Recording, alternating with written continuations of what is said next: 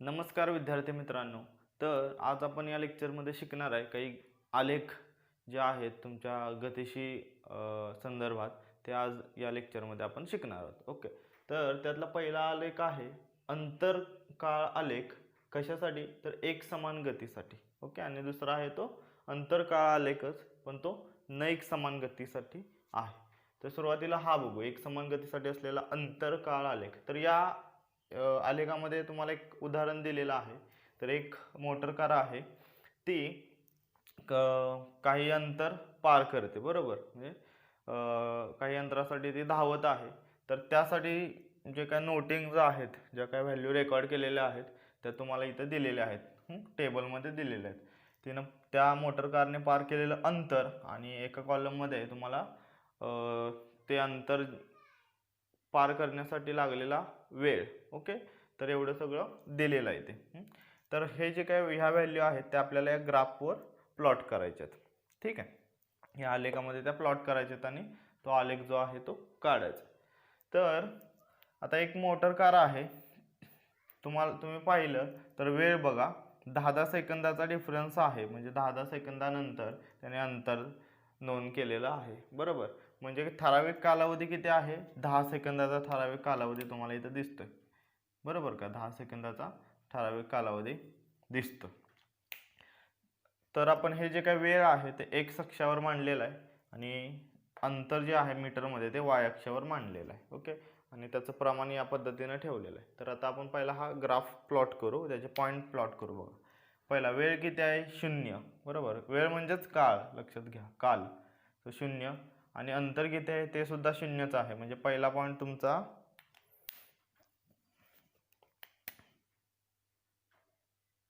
इथे येणार आहे सपोज. ओके. दुसरा वेळ आहे 10 सेकंद, अंतर आहे 15 मीटर. वेळ आहे 10 सेकंद, अंतर आहे 15. आता हे 20 आहे, याच्या निम्मा असेल ते किती असणार आहे? 10. आणि 10 आणि 20च्या निम्म परत 15, म्हणजे इथं, बरोबर. सो हा पॉईंट मी इकडं कोडतो. तुम्ही ते तुमच्या आलेख वहीवर किंवा तुमच्या बुकमध्ये आहे आलेखाचं पान, त्यामध्ये तुम्ही ड्रॉ करू शकता. हे 15 मीटर अंतर आहे, 15 मीटर, आणि वेळ आहे 10, म्हणजे इथे येणार कुठेतरी.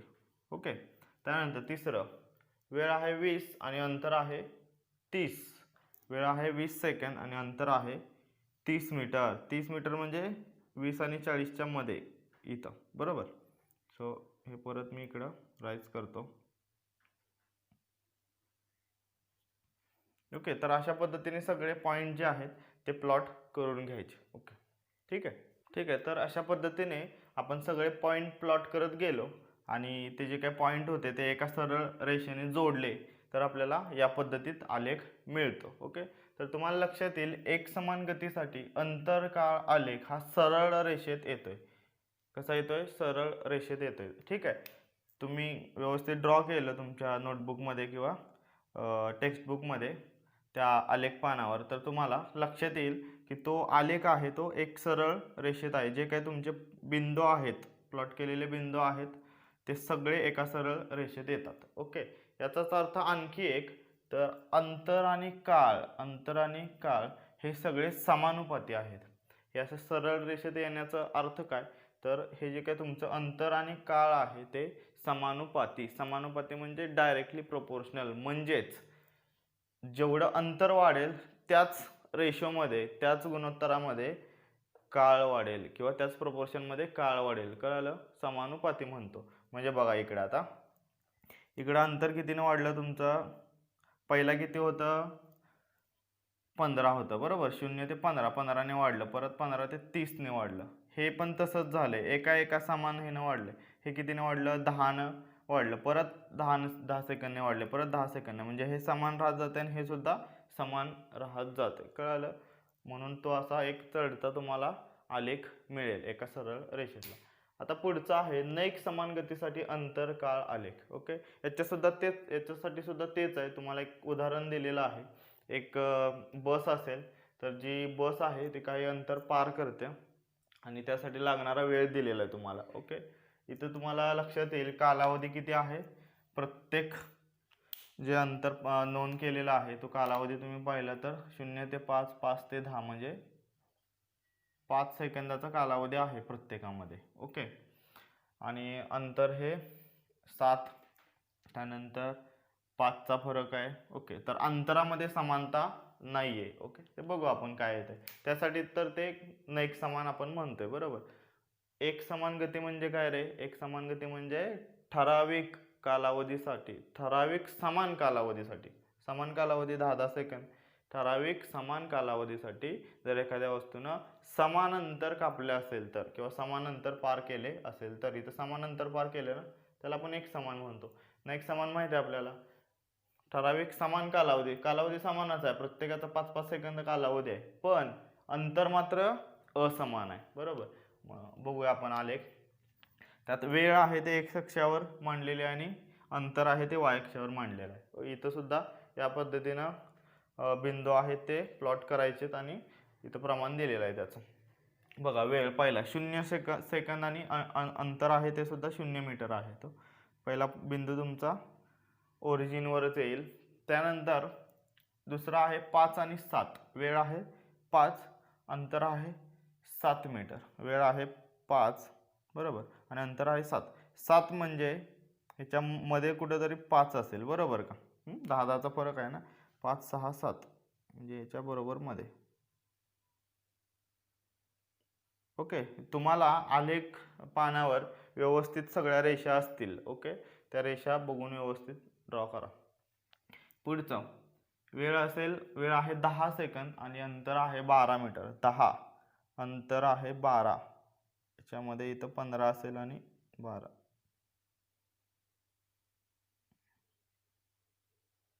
ओके.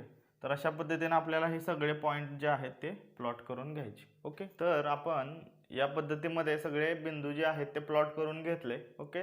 आणि ते बिंदू सरळ परत रेषेने जोडले तर तुम्हाला लक्षात येईल तर ती जी काही रेषा आहे ती एकच रेषा नसून ती वाकडी तिकडी काहीतरी रेषा आहे. इथं कशी सगळ्या बिंदूंमधून एकच रेषा पास होत होती, इथं मात्र तसं नाही. आपल्याला प्रत्येक वेळी ती रेषा बदलावी लागत होती. ओके. याचा अर्थ इथं तुम्हाला एक सरळ रेषा मिळत नाही, याचा अर्थ इथं वाकडी तिकडी रेषा मिळते बरोबर. ठीक आहे. सो एक समान गतीसाठी अंतर काळ आलेख हा एका सरळ रेषेत नसतो, हे लक्षात घ्या. ओके. हां.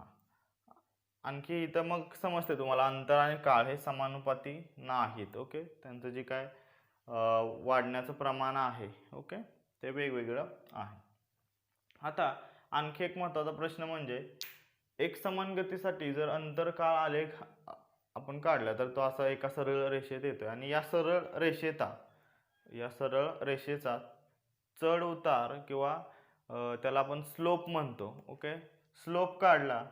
ओके. स्लोप म्हणजे काय असतं तर ही सपोज सरळ रेषा आहे तर जे काही दोन बिंदू आहेत ते कोणतेही दोन बिंदू काटकोनात जोडायचे. कसे जोडायचे? काटकोनात. सपोज हा आणि हा एक बिंदू घेऊ आपण. हा एक बिंदू घेतला आणि हा एक बिंदू घेतला. हे दोन बिंदू आपण काटकोनात जोडू. ओके. तर काटकोन असा आपल्याला मिळतो. तर ही जी काय व्हॅल्यू आहे ती y व्हॅल्यू आहे, ही आहे ती x व्हॅल्यू आहे. या दोघांचा रेशो जो असतो याला आपण स्लोप म्हणतो. या दोघांचं गुणोत्तर याला स्लोप म्हणतो. Slope is what?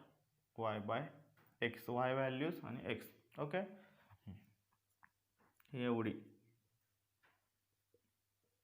y value आणि एवढी x व्हॅल्यू. ओके. हे आपण काढू शकतो. x कसं मिळेल आपल्याला? 40 वजा 20 करायचं. किती राहिलं? 20 सेकंद. y कसा मिळेल? ही व्हॅल्यू कुठली आहे तुमची? ही व्हॅल्यू 60 आहे आणि ही व्हॅल्यू कुठली आहे? 30 आहे. 30. 60 मधून 30 वजा केलं की 30 मिळेल आपल्याला बरोबर.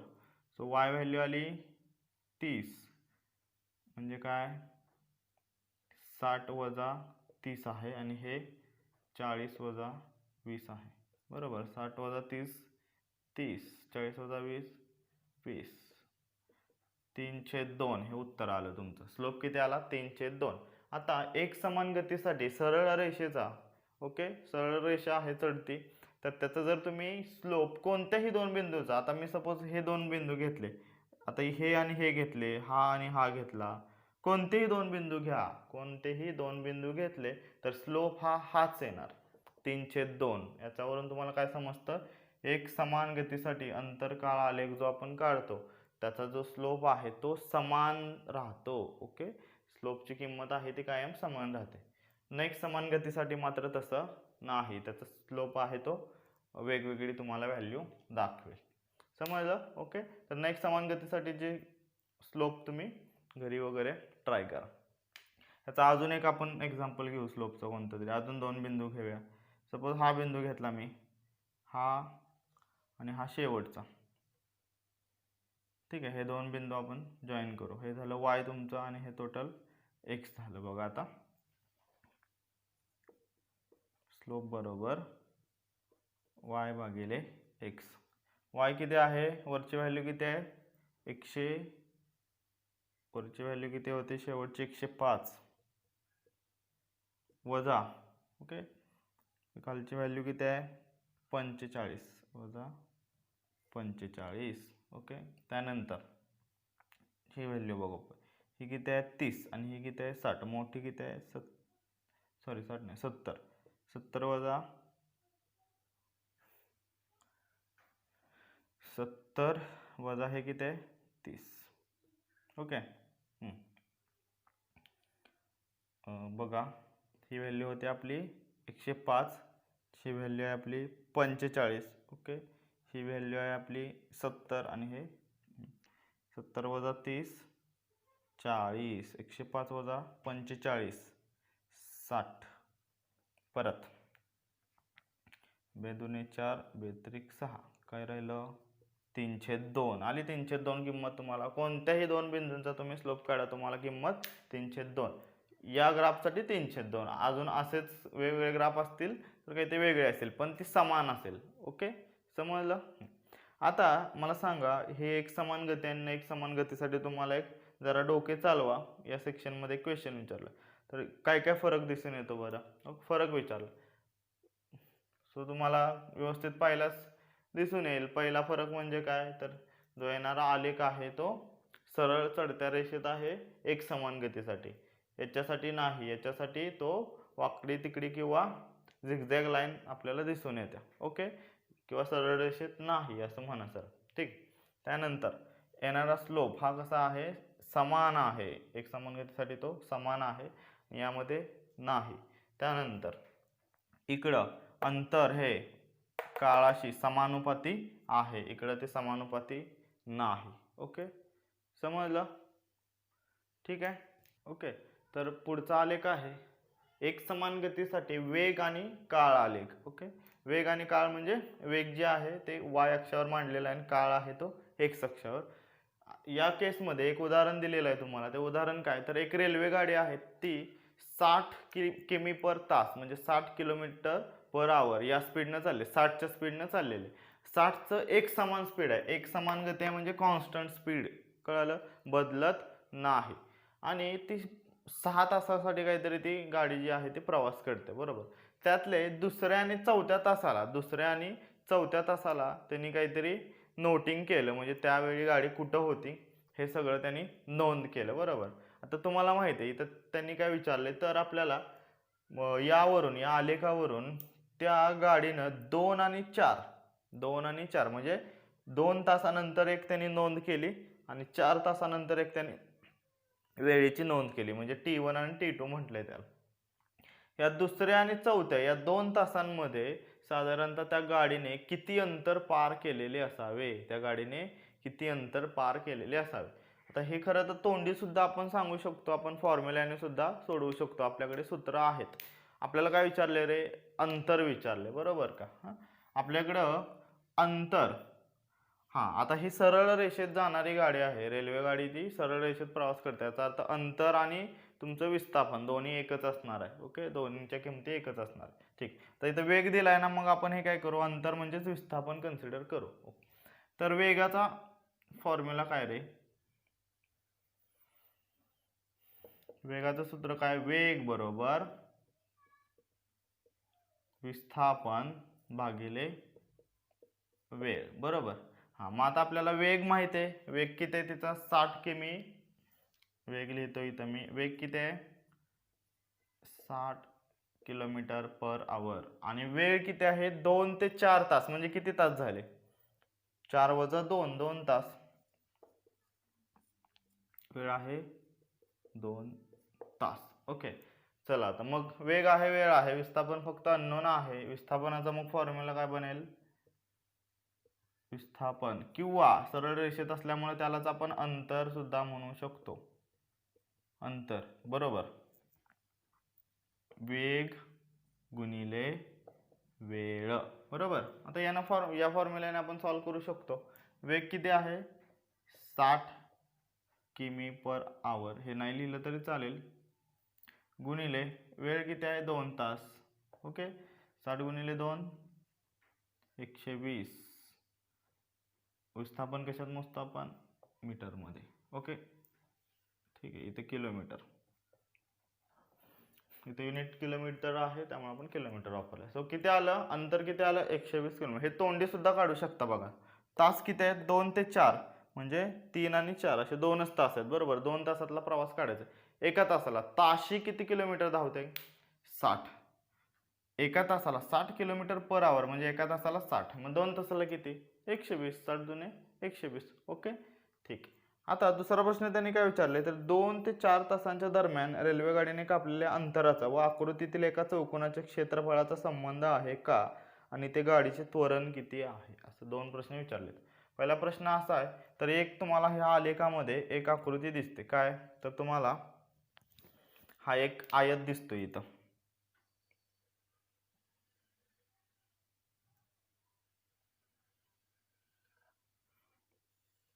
आयत ABCD असा एक आयत दिसतोय. ABCD असा एक आयत दिसतोय. बरोबर. आता ह्या आयताचं क्षेत्रफळ म्हणजे हे पूर्ण. बरोबर. तर हे आयताचं क्षेत्रफळ आणि त्या गाडीनं 2 ते 4 तास. आता हे 2 ते 4 तासांमधलंच आयत दिसतोय. 2 ते 4 तासांमध्ये कापलेलं अंतर किती आहे? 120 किलोमीटर. यामध्ये काय फरक आहे का असं तुम्हाला विचारलं. आता हे फरक आहे का हे कधी समजणार आहे? जेव्हा तुम्हाला, किंवा काही संबंध आहे का हे कधी समजणार आहे? जेव्हा तुम्हाला या आयताचं क्षेत्रफळ मिळवता येईल. तर आपण पहिला बघूया संबंध आहे का. पहिला आयताचं क्षेत्रफळ मिळवूया आपण. ओके, आयत काय तुमचा? ABCD. बरोबर, ठीक आहे. आता या आयताचं क्षेत्रफळ एरिया ऑफ क्वाड्रँगल किंवा रेक्टँगल ABCD. आयताचं क्षेत्रफळ काय येणार?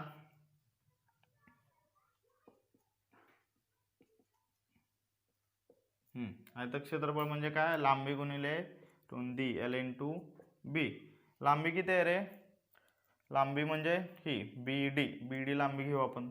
सपोज BD गुणिले ब्रेथ CD घेऊ. BD ची व्हॅल्यू काय रे? ही व्हॅल्यू मगाशी मी सांगितलं, ही जी काय Y व्हॅल्यू आहे थोडक्यात, ही म्हणजे Y व्हॅल्यू कशी काढायची? त्याची मोठी व्हॅल्यू किती आहे? 60. बरोबर. 60 वजा 0 केले की 60च येणार आहे. बरोबर का? हे पूर्ण एवढे किती आहे? 60च आहे ना. आणि हे किती आहे? 4 वजा 2 किती म्हणजे 2. ओके, मोठी व्हॅल्यू वजा त्याच्यापेक्षा लहान व्हॅल्यू जी पॉईंट असेल ती घ्यायची. 60 गुणिले 2 किती आलं रे? 120 युनिट एकक. 120 एकक. काय मिळालं तुम्हाला? या आयत ABCDचे क्षेत्रफळ किती मिळालं? 120 एकक. आणि त्या गाडीनं 2 ते 4 तास या कालावधीमध्ये की कापलेलं अंतर किती होतं? 120 किलोमीटर. काय संबंध आहे? आहे. संबंध आहे का? आहे. दोन्हीही समान आहे. याचाच अर्थ काय? हे जे क्षेत्रफळ असतं, हे जे काय आयत मिळतोय आपल्याला, त्याचं जे काही क्षेत्रफळ असतं तेच तुमच्या त्या वस्तूने कापलेलं अंतर. इथं या गाडीनं कापलेलं अंतर. ओके, आता दुसरा प्रश्न त्यांनी काय विचारला आपल्याला, तर इथे गाडीचे त्वरण किती आहे? इथे गाडीचे त्वरण लक्षात घ्या. त्वरण म्हणजे काय? त्वरण म्हणजे वेग बदलातील दर. वेग बदलाच्या दराला आपण त्वरण म्हणतो, किंवा वेगातील बदल भागिले वेळ. बरोबर. वेगात बदल झालाय का इथं? वेग किती आहे? 60 किलोमीटर पर आवर. समान राहिला, समान. वेगात बदल झालेला नाही. वेगात बदलच झालेला नाही तर त्वरण असणार आहे का? नाही. गाडीचं ॲक्सलेशन जे काय असेल ते इथं 0 कन्सिडर केलं जातं किंवा 0च असतं. वेगात बदल झालेला नाही. वेग बदल असेल तरच त्वरण. आणि दुसऱ्या प्रश्नाचं उत्तर काय येणार? नाही. किंवा इथे गाडीचे त्वरण किती आहे? 0 त्वरण. आपण शिकलोय जेव्हा एकसमान गतीमध्ये कोणतीही वस्तू धावत असेल, जात असेल, तर त्वरण 0 असतं. बरोबर. सो त्वरण किती आहे? 0 आहे. या गाडीचं इथे या गाडीचं त्वरण किती आहे? 0. पेज नंबर 8 वरचे हे क्वेश्चन आहेत, लक्षात घ्या. ठीक आहे. ओके. पुढचा आलेख आहे एक समान त्वरणित गती करता वेग आणि काळ आलेख. ओके. सो हे इकडं वेग असेल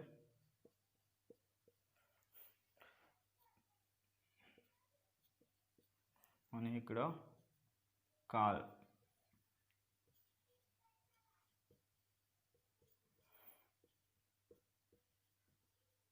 ठीक आहे.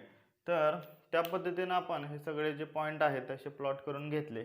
एक समान आहेत. एक समान आधी पण बघितलं. एक समान गती करता होता तो सुद्धा आलेख कसा होता? सरळ चढत्या रेषेत होता. इथं सुद्धा तेच आहे. एक समान इथं त्वरण आहे पण एक समान असल्यामुळं तो आलेख आहे चढत्या रेषेत दिसतोय तुम्हाला. ओके. तर यावरून तुम्हाला काय काय दिसून येतं? तर एक समान त्वरणित गती करताचा जो आलेख आहे तो सरळ चढत्या रेषेत दिसतोय. न एक समान त्वरणित असेल तर तो कोणत्याही आकारात असेल. ओके. त्याचा जो जसा काय वेग आणि काळाचा बदल असेल त्याप्रमाणे. ओके. आता आणखी एक, प्रत्येक कालावधी किती आहे रे? 5-5 सेकंदाचा कालावधी दिलाय ना तुम्हाला. 0 ते 5 म्हणजे 0 ते 5, 5 ते 10, 10 ते 15 असं 5-5 सेकंदाचा कालावधी दिला. 5-5 सेकंदाच्या कालावधीमध्ये म्हणजे प्रत्येक 5 सेकंदाच्या कालावधीमध्ये त्या जी काही गाडी आहे त्या गाडीनं वेगामध्ये कितीचा बदल केलाय इथं दिसून येतं. हा वेगातला बदल आहे बघा. पहिला 0 होता, नंतर 8 मीटर पर सेकंद, त्यानंतर 16, नंतर 24, 32 असा प्रत्येक वेळी बदल होत गेला. तो कितीचा आहे? समान आहे का? तर असणारच आहे कारण की ते एक समान आहे. तो बघू आपण. इथे कितीचा आहे? 8चा. परत इथं 8 ते 16 म्हणजे परत 8चा. 16 ते 24 परत 8चा. म्हणजे 8, 8, 8चा फरक दिसतोय तुम्हाला. म्हणजे 8, 8, 8 मीटर पर सेकंदने त्या गाडीनं तिचा वेग वाढवला किंवा तिची काय वस्तू असेल त्या वस्तूने तिचा वेग वाढवला. वेगात बदल झाला. बदल झाला म्हणजे ते काय असणार आहे?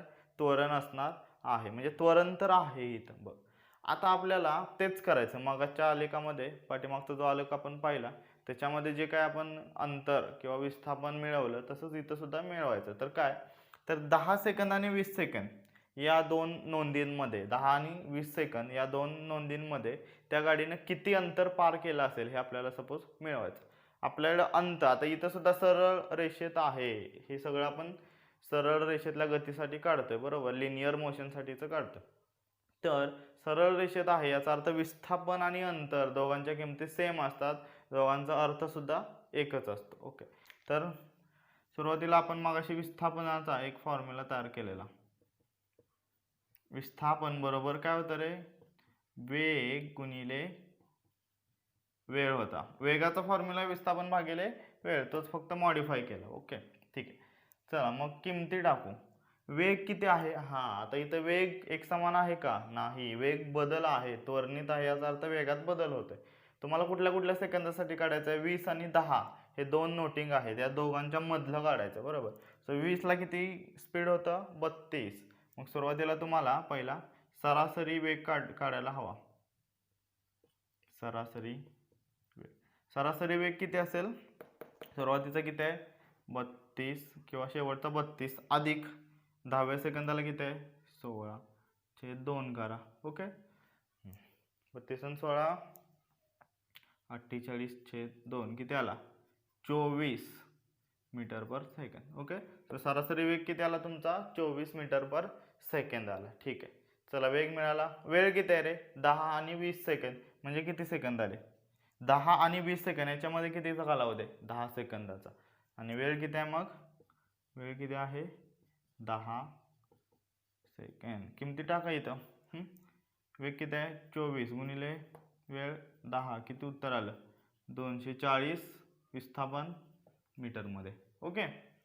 ठीक आहे. मीटर आहे ना विस्थापनाचं मीटरमध्ये. चला विस्थापन मिळालं म्हणजेच हे काय? अंतर. सरळ रेषेत असल्यामुळे त्यालाच आपण अंतर म्हणतो. ठीक आहे.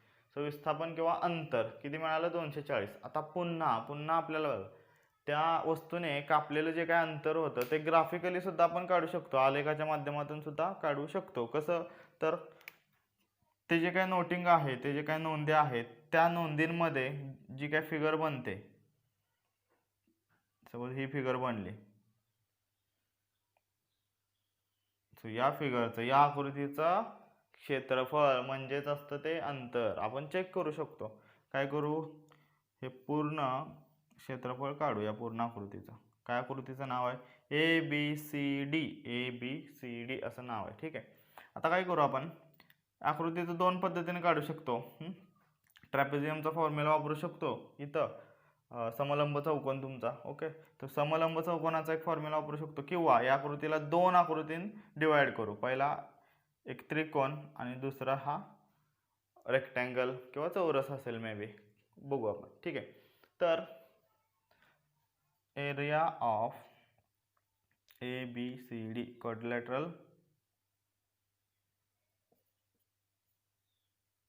ABCD काय, दोघांचा एरिया ऑफ ट्रायंगल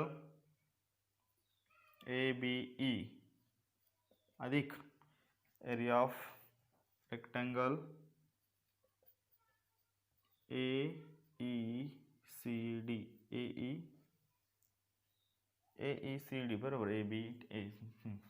त्रिकोणाचं क्षेत्रफळ काय असतं, 1/2 पाया गुणिले उंची बेस इंटू हाईट प्लस ह्याचं रेक्टँगलचं आयताचं लांबी गुणिले रुंदी. ओके, 1/2 पाया त्रिकोण, पाया कुठला, AE ना, तर लिहितो वाटलंच तर मी, AE गुणिले HBE अधिक याची लेंथ कोणती घ्या, AE घेऊ आपण. ओके, आणि जे काय हे घेऊ ते EC 1/2. AE किती आहे रे, AE 10 आणि E किती आहे 20. 20 वजा 10 10 सेकंद गुणिले BE किती आहे 32 वजा 16 16 अधिक AE किती आहे परत 20 वजा 10 10 सेकंद गुणिले EC E ची व्हॅल्यू 16, C ची व्हॅल्यू 0, म्हणजे 16 वजा 0 16 राहिलं. बघा 82 16 हे आलं 80, 10 गुणिले 16 160, 160 अधिक 80 240 एकक.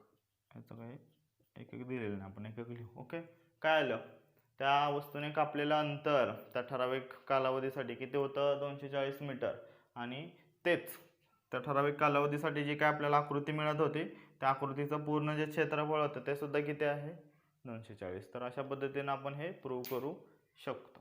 समजलं. तर हे सगळे जे काय आलेख आहेत ते व्यवस्थित तुमच्या एकतर आलेख पेपरवर ड्रॉ करा, आलेख वही घ्या, किंवा तुमच्या पुस्तकामध्ये तुम्हाला तिथं प्रोव्हिजन दिलेलं आहे, आलेख पेपर किंवा आलेख दिलेला आहे, त्यामध्ये सुद्धा व्यवस्थित ड्रॉ केलं तर चालेल, किंवा वहीवर व्यवस्थित ड्रॉ केलं तरी चालेल.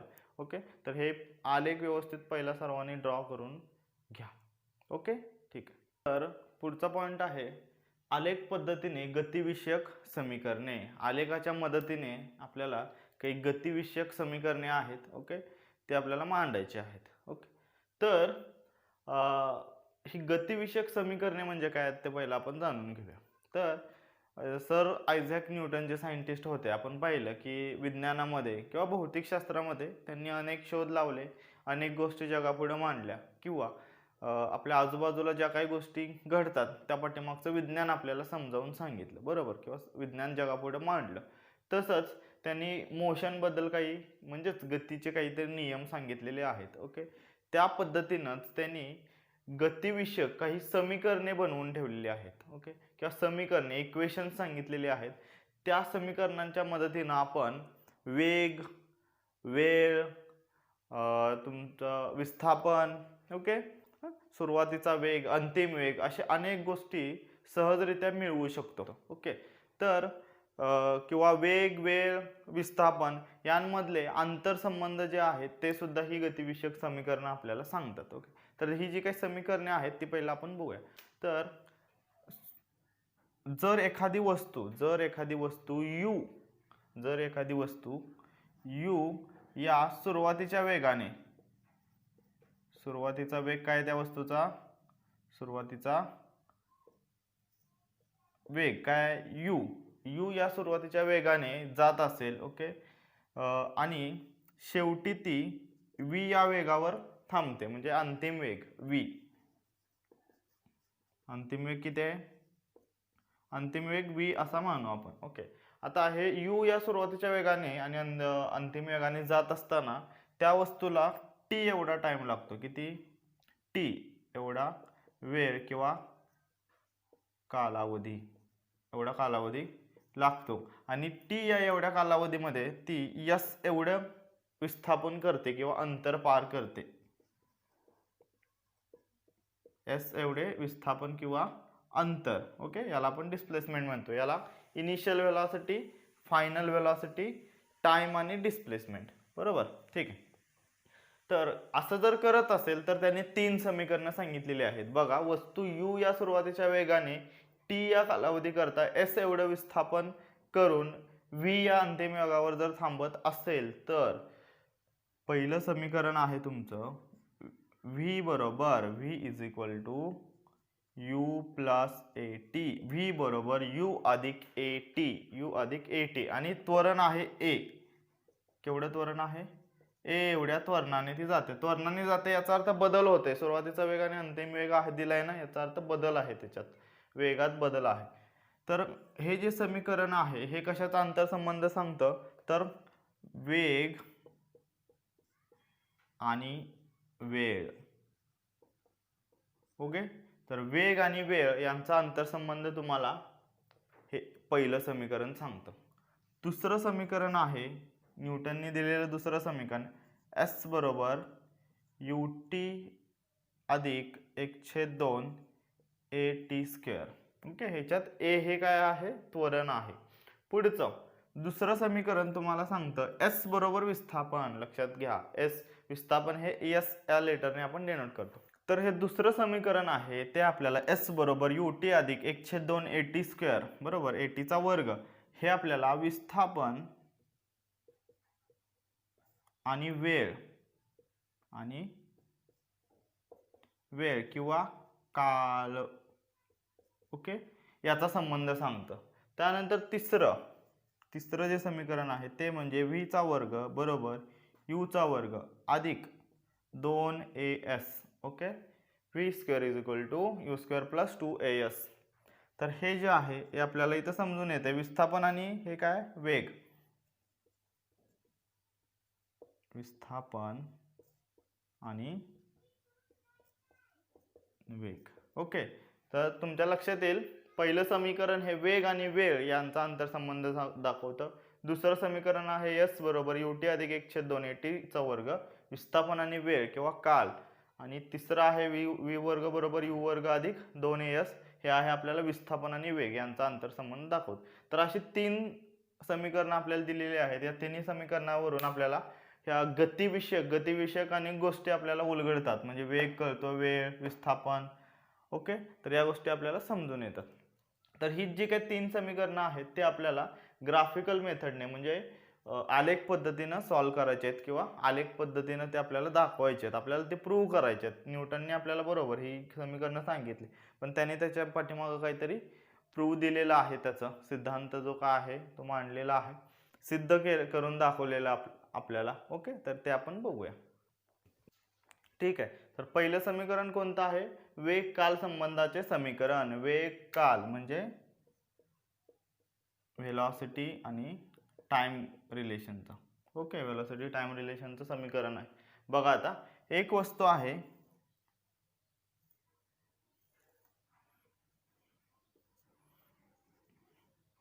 आलेख पहिला काढू आपण. एक वस्तू आहे ती सुरुवातीला u या वेगाने धावत आहे आणि तिचा अंतिम वेग किती आहे? v. हे वेग वाय अक्षावर काय आहे, हा वाय अक्ष, हा एक्स अक्ष. वाय अक्षावर तुमचा वेग, वेगाचं युनिट काय, metre per second, metre per second. Okay, हे इकडे वेग आहे. यू या वेगाने सुरुवातीचा वेग आहे यू आणि अंतिम वेग आहे व्ही. अंतिम वेग आपण कशाने डिनोट करतो, व्ही. ओके, तर ती यू या वेगाने डी या बिंदूपासून, इथं कोणता बिंदू आहे, सपोज डी, डी या बिंदूपासून सुरुवात करते आणि बी या बिंदूपर्यंत येऊन थांबते. अंतिम वेग तिचा आहे व्ही. ओके, तर ही एक आपल्याला वस्तू दिलेली आहे, तिचं त्वरण आहे ए. आपण सुरुवातीला गिवन आहे ते वाटलंच तर इथं लिहून घेऊया. सुरुवातीचा वेग, सुरुवातीचा वेग बरोबर यू, अंतिम वेग, अंतिम वेग बरोबर व्ही. ओके, आता बघा सुरुवातीचा वेग या आलेखावर आपल्याला कशाने दिसतोय रे, यू एवढा, एवढा म्हणजे ओ आणि डी ने दिसतोय, म्हणून सुरुवातीच्या वेगाला आपण ओ डी असं सुद्धा म्हणू शकतो. आता अंतिम वेग आपल्याला कशाने दिसतोय बघा, अंतिम वेग ओ आणि व्ही, म्हणजेच इथं काहीतरी आपल्याला डिनोशन दिलं पाहिजे, सी देऊ. ओके, ओ आणि सी ने आपल्याला हा टोटल अंतिम वेग दिसतोय, ओ सी. आता हा एवढा प्रवास करताना त्या वस्तूला टी एवढा टाइम लागतोय. किती लागतोय, वेळ किती लागतोय, वेळ, इकडं वेळ, एक्स अक्षावर आपण वेळ घेऊ. ठीक आहे, वेळ बरोबर वेळेला कशाने आपण डिनोट करतोय, टी. ओके, हा, तर त्याला आपण ई हा बिंदू घेऊ, हा टाइम टी, ई हा बिंदू घेतला सपोज. बघा तर वेळेचं मग काय झालं, आलेखावरचं नोटिफिकेशन ओ ई, ओ ई. ओके, ठीक. सुरुवातीचा वेग यू म्हणजे हा ओ डी एवढा, त्यानंतर अंतिम वेग व्ही म्हणजे हा ओ सी एवढा, ओ सी. ओके, ठीक आहे.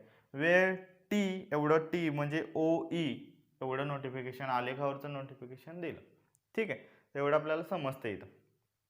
तर त्यानंतर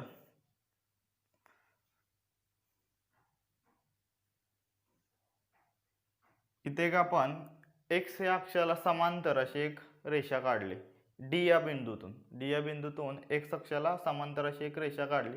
ती बी मधून एक जी समांतर रेषा आहे त्याला कुठेतरी छेदते, त्याला आपण ए एवढं नाव देऊ, ए हे नाव देऊ. ओके, तर आता आपण समीकरणाला सुरुवात करू.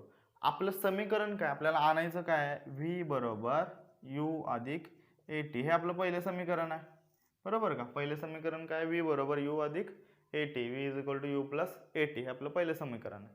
चल, तर हे कसं आणायचं बघा, पहिलं आपण याचं त्वरण काढून घेऊ. ओके, त्वरण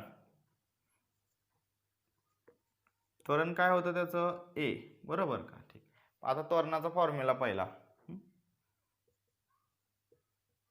त्वरण बरोबर ए बरोबर काय असतं रे, वेग बदल भागिले वेळ. वेग बदल म्हणजे काय, अंतिम वेग वजा सुरुवातीचा वेग, अंतिम वेग वजा सुरुवातीचा वेग छेद वेळ. ओके, वेळ काय आपली टी. सो ए बरोबर अंतिम वेग काय रे, व्ही, सुरुवातीचा वेग यू छेदात वेळ t, v minus u by t, a is equal to v minus u divided by t, हे आपल्याला माहिती आहे. ओके, तर किमती घाला. ए बरोबर व्ही ची किंमत किती आहे, ओ सी, यू ची किंमत ओ डी, टी ची किंमत ओ ई, किंवा टी ची किंमत तशीच ठेवा वाटलं असतं, कारण की ते आपल्याला पुढे लागणार आहे. आता हे टी इथं छेदात आहे, पलीकडे आले की ते काय होणार, अंशात म्हणजे गुणाकारात जाणार, तर ते हे काय बनेल मग हे पुढे इथं लिहूया आपण ए टी, हे छेदातलं टी इकडे अंशात आलं गुणिले ए टी बरोबर ओ सी मायनस ओ डी. ओ सी केवढा आहे रे, ओ सी एवढा आहे, त्याच्यातून ओ डी वजा केला, हा एवढा कट केला, एवढा पुसला, हा एवढा पुसला, काय राहिलं रे डी सी और सी डी राहिलं ना. ओ सी वजा ओ डी एवढा केला की काय राहिलं सी डी किंवा डी सी. सो ओ सी वजा ओ डी काय आहे तुमचं सी डी. इकडे वाटलंच तर तुम्ही हे देऊ शकता, इथं लिहू शकता, कारण देऊ शकता. ओके, ओ सी वजा ओ डी बरोबर सी डी असं कारण दिलं. ओके, तर हे तुम्हाला पहिलं इक्वेशन मिळालं, याला आपण एक असा आकडा देऊ, ए टी बरोबर सी डी. आता पुढचं बघा, बीई दिसतोय तुम्हाला इथं, बीई, बीई दिसतोय.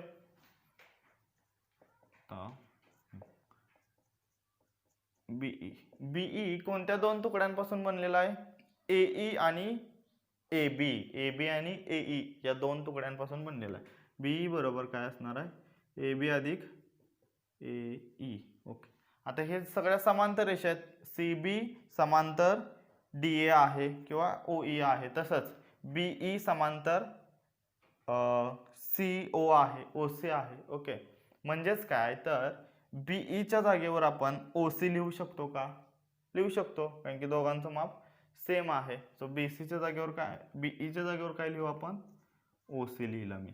ओके, त्यानंतर ए बीच्या जागेवर, ए बीच्या जागेवर मी सी डी लिहू शकतो.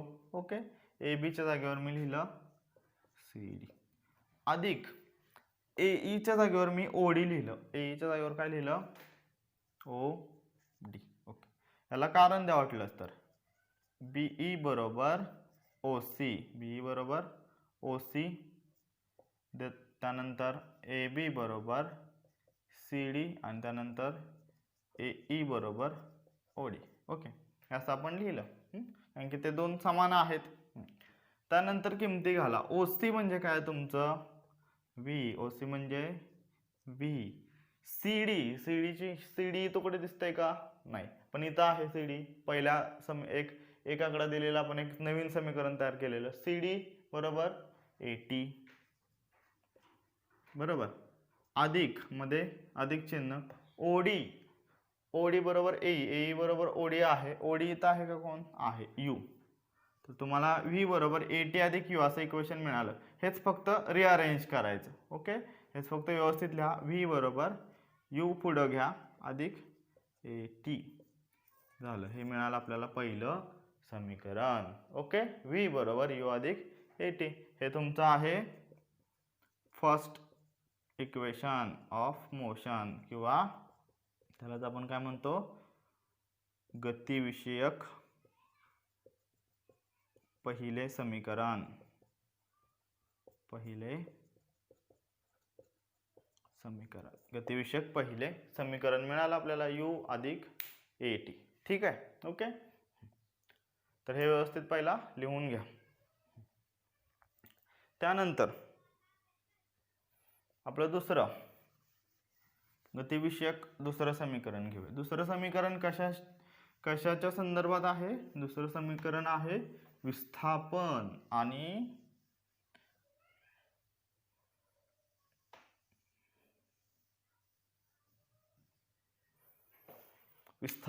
वेळ याच्या संदर्भात.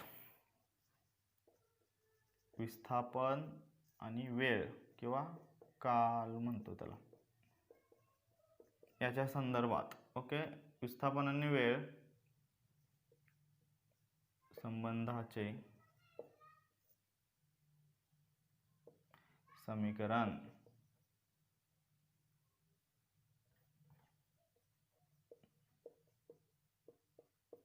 ठीक आहे, म्हणजेच काय डिस्प्लेसमेंट आणि टाइमचं रिलेशन मधलं. ओके, ठीक आहे. इथं सुद्धा त्याच व्हॅल्यू येणार आहेत मग. तर या समीकरणामध्ये काय करायचं बघा, तर हे सी डी बरोबर ए टी हे आपण पाठीमागच्या समीकरणामध्ये प्रूव्ह केलेलं बरोबर, ते आपण इकडे घेतलं, ते सिद्ध केलेलं इथं घेतलं. त्वरण म्हणजे माहिती आपल्याला ए बरोबर व्ही मायनस यू छेद टी.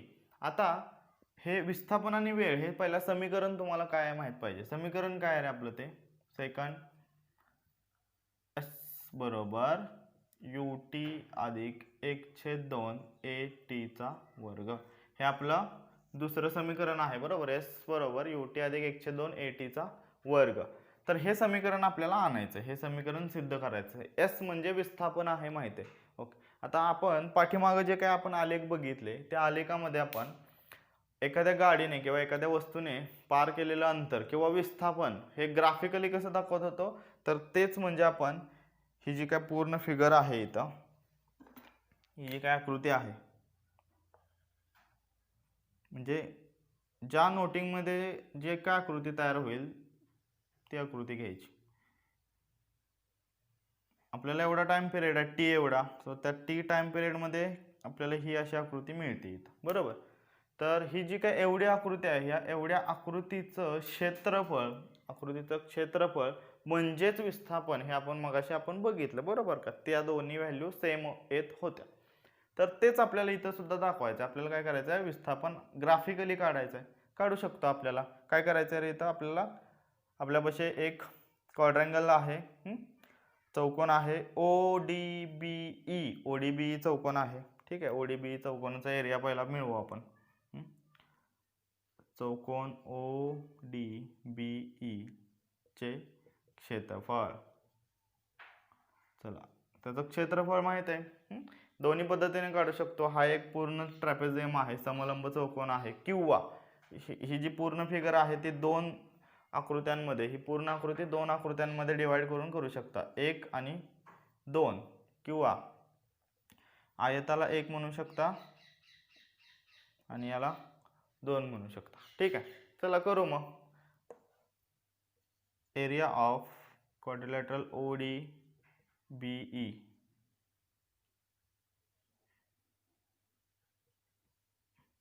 बरोबर ODBE बरोबर. ओके, काय रे एरिया ऑफ क्वाड्रिलॅटरल ODBE, पहिला याचा आणि याचा, पहिला आपण त्या आयताचा घेऊ. एरिया कशाचा, कशाचं क्षेत्रफळ, ODAE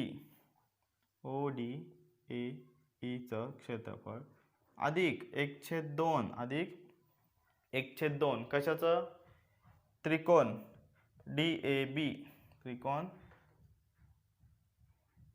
नाही त्यानंतर घेऊ, अधिक एरिया त्रिकोण DAB.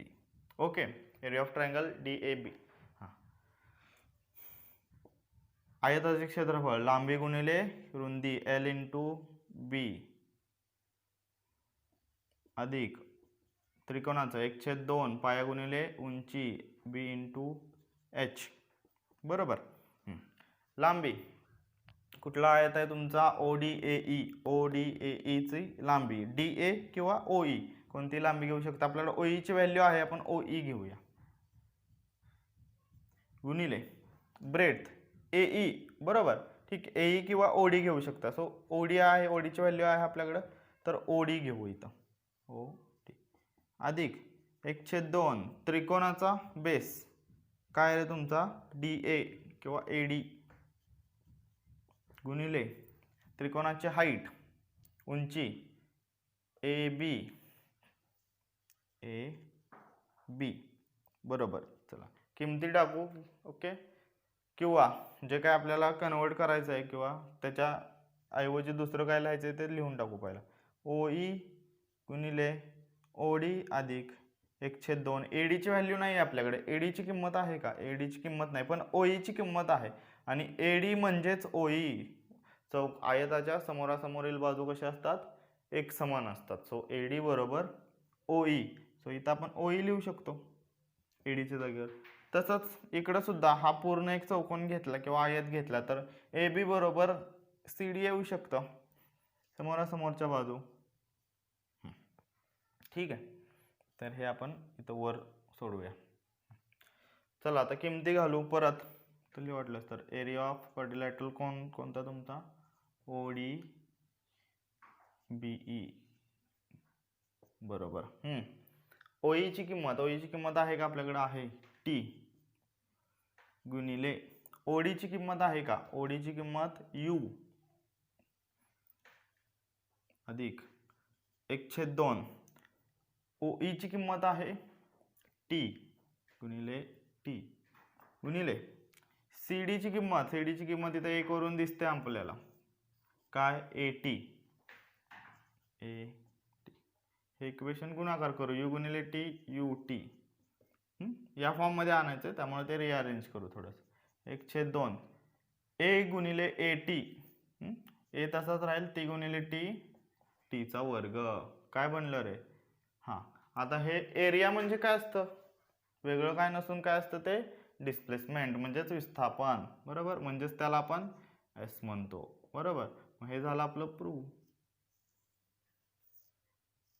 S बरोबर UT अधिक 1/2 AT चा वर्ग हे जे काही क्षेत्रफळ असतं तेच आपलं विस्थापन असतं हे आपण पाठीमागे काही आलेखात पाहिलंय ओके सो S बरोबर UT अधिक 1/2 AT चा वर्ग हे आहे तुमचं गतिविषयक दुसरे समीकरण समजलं ठीक आहे तिसरं समीकरण बघू तिसरं समीकरण आहे विस्थापन आणि वेग यांच्या संबंधाचं समीकरण म्हणजे डिस्प्लेसमेंट आणि व्हेलॉसिटी यांच्या संबंधाचं ते समीकरण सुरुवातीला तुम्हाला माहिती आहे काय आहे ते v चा वर्ग बरोबर u चा वर्ग अधिक 2as हे समीकरण आहे आपलं तिसरं बरोबर आता हे तिसरं समीकरण आपण सॉल्व करू ग्राफिकली आलेखाच्या मदतीने आता याच्यात सुद्धा तुम्हाला लक्षात येतंय S आहे विस्थापन आहे विस्थापन आलं की आपल्याला एरिया काढावा लागणार आहे एवढं माहिती आहे ओके विस्थापनासाठी आपल्याला त्याचं क्षेत्रफळ मिळवावं लागेल आता आपण दुसऱ्या पद्धतीने क्षेत्रफळ काढू दुसरी पद्धत कोणती तर हा पूर्ण काय आहे इतर समलंब चौकोन दिसतोय तुम्हाला इथं बाजूला मी ड्रॉ करतो हा पूर्ण एक समलंब चौकोन दिसतोय इथं त्याची नाव देऊया आपण O D B आणि E बरोबर आणि ही जी असेल त्याची लंब असेल म्हणजे हाईट असेल त्याची ओके A असं नाव दिलं आपण त्याला तर आपण या दुसऱ्या पद्धतीने म्हणजे समलंब चौकोनाचं सूत्र वापरून क्षेत्रफळाचं सूत्र वापरून पहिला आपण ती व्हॅल्यू फाइंड आउट करू ओके तर काय रे समलंब चौकोन कोण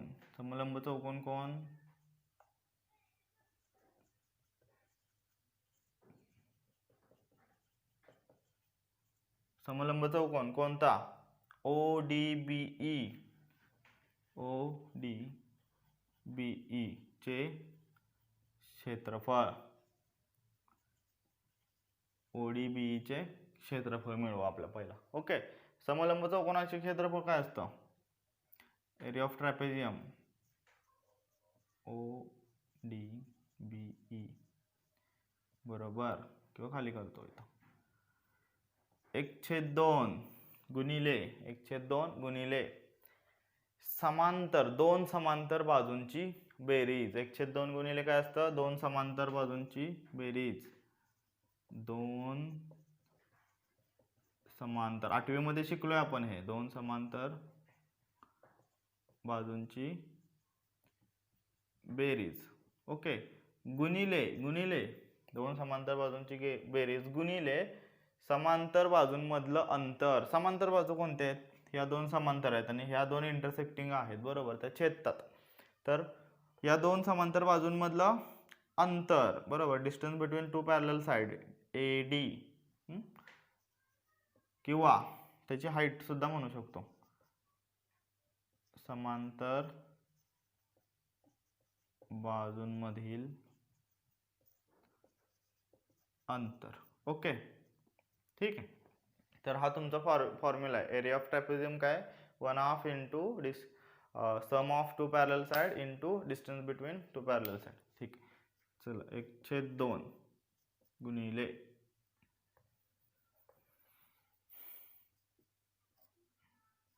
1/2 गुणिले दोन समांतर बाजूंची बेरीज कुठल्या दोन समांतर बाजू OD आणि बीई यांची बेरीज ओडी अधिक बीई याची बेरीज करू आपण, गुणिले समांतर बाजूंमधलं अंतर, समांतर बाजू कोणते आहे एडी, एडी ओके. किमती माहीत असतील तर टाकू किंवा माहीत नसतील तर त्याचा बदल करून घेऊ. 1/2 गुणिले ओडी, ओडीची किंमत माहिती आहे का आपल्याला यू, अधिक दुसरा आहे बीई, बीईची किंमत, बीई कुठे आहे, बीईची किंमत माहित नाही पण बीई बरोबर ओसी आहे हे माहिती आहे आपल्याला आणि ओसीची किंमत माहिती आहे किंवा आपण इथं ओसी लिहू सुरुवातीला ओके, गुणिले एडी, एडी पण माहित नाही ना आपल्याला इकडे, एडी सुद्धा माहित नाहीये पण ओई माहित आहे, एडीच्या जागेवर ओई आपण लिहू शकतो कारण की ते एक समान आहेत ओई. आता किमती टाकू शकतो, 1/2 गुणिले यू अधिक ओसी म्हणजे व्ही आहे आणि ओई म्हणजे टी आहे, ओसी म्हणजे व्ही आणि ओई म्हणजे टी आहे, किमती टाकल्या तर हे आपल्याला मिळाले इथं. ठीक आहे, आता हे टी ची किंमत आपल्याला काढावी लागेल. इथं टी ची किंमत आपण हे त्वरणाचा फॉर्म्युला वापरून काढू शकतो.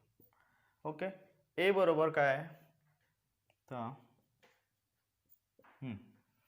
त्वरण, त्वरण बरोबर ए बरोबर व्ही मायनस यू छेद व्ही वजा यू छेद टी बरोबर. काय करू, टी इकडं अंशात आणू, ए इकडं छेदात नेऊया, टी काय करू अंशात आणू, ए काय करू इकडं छेदात आणू. ओके, सो टी बरोबर व्ही वजा यू छेद ए, टी ची किंमत मिळाली आपल्याला, टी ची किंमत मिळाली व्ही वजा यू छेद ए, टी ची किंमत मिळाली. ही जी काय टी ची किंमत आहे ही आपण या समीकरणात टाकू, याला आपण म्हटलंच तर 2 असं नाव देऊ. तर ही जी काय मिळालेली किंमत आहे ह्या दुसऱ्या समीकरण वापरू. ओके, म्हणून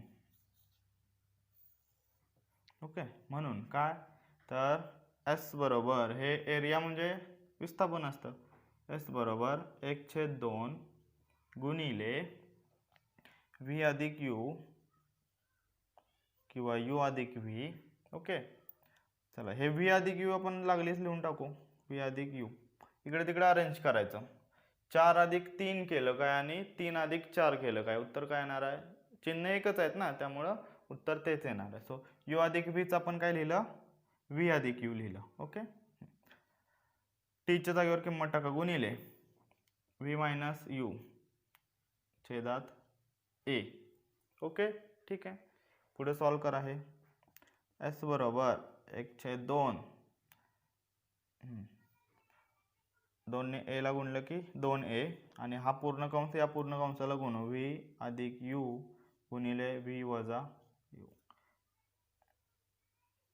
याच्यावरून काय आठवते तुम्हाला, व्ही अधिक यू आणि व्ही वजा यू वरून ए अधिक बी ए वजा बी, ए अधिक बी ए वजा बी काय असतं रे, ए चा वर्ग वजा बी चा वर्ग, V plus you into V minus you, V plus U V minus you तेच येणार आहे. ओके, काय येणार तर लिहितो ए वर्ग वजा बी वर्ग, काय फॉर्म्युला आहे ए अधिक बी ए वजा बी.